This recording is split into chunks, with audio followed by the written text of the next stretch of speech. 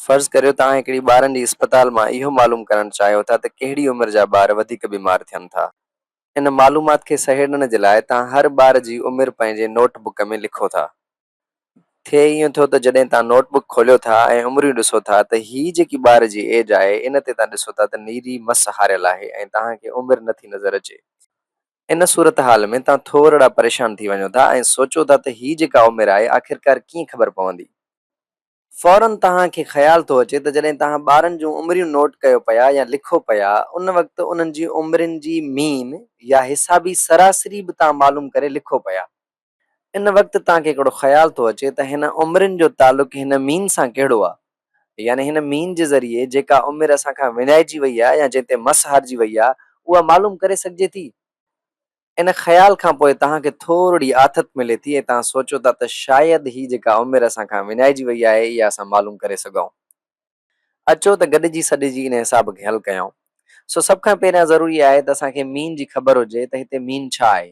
हिते मीन या हिसाबी सरासरी बराबरि हूंदी टोटल ऑफ एजिस, यानी जेतिरियूं बि उमिरियूं आहिनि उन्हनि जो जोड़ उनखे वंड कंदासीं कंहिंसां, नंबर ऑफ एजिस सां, यानी जेके असांखे उमिरियूं मिलियल आहिनि उन्हनि जो तादाद, यानी टोटल केतिरियूं उमिरियूं मिलियल आहिनि ऐं इन्हनि खे जॾहिं हल कंदासीं त उहो बराबरि हूंदो आहे मीन जे या हिसाबी सरासरी जे।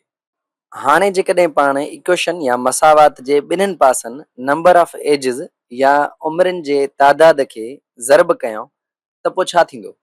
त पोइ थींदो इहो जो हिन पासे खां एजिस या उमिरियूं हिक ॿिए खे वंड करे छॾींदियूं त हिते बचंदो टोटल ऑफ एजिस, यानी एजिस या उमिरियुनि जो जोड़।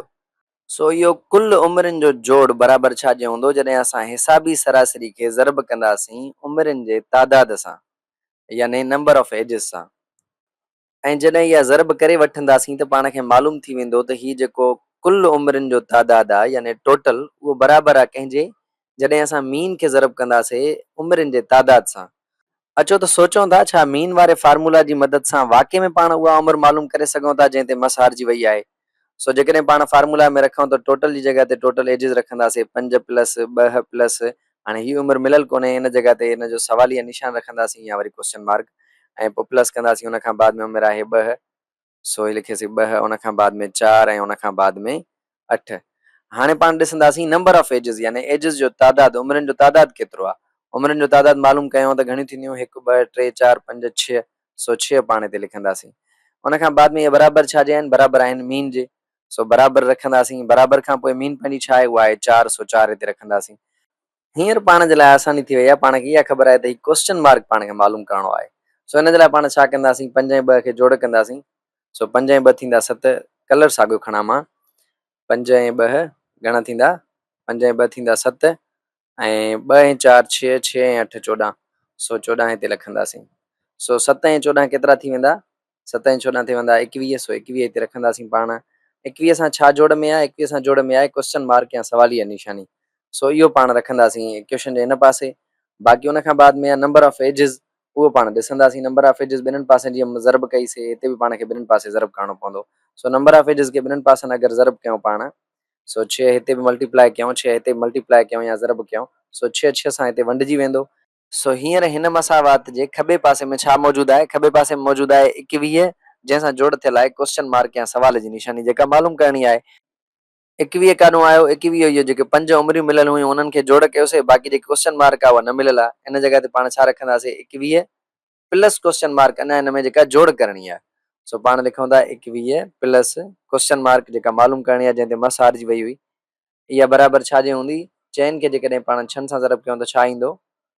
4 6 24 ईंदो। सो 21 प्लस सवाल जी निशानी बराबरि थी वेंदी 24 जे।